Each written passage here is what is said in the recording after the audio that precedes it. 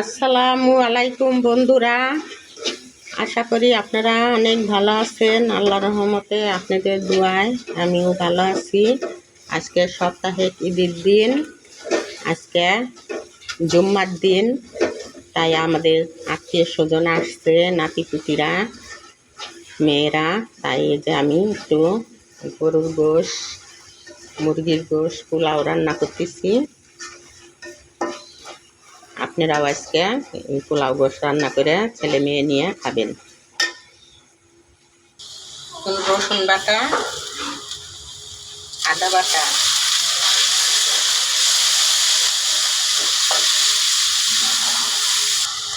হলুদের গুঁড়া, মরিচের গুঁড়া, ধনিয়া গুঁড়া, জিরার গুঁড়া।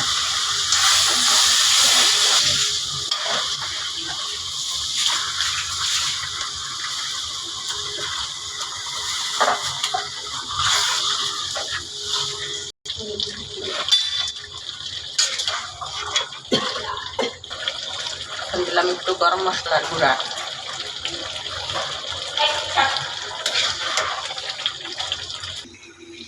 বন্ধুরা, আমার এই গরুর গোশটা রান্না করা হয়ে গেছে।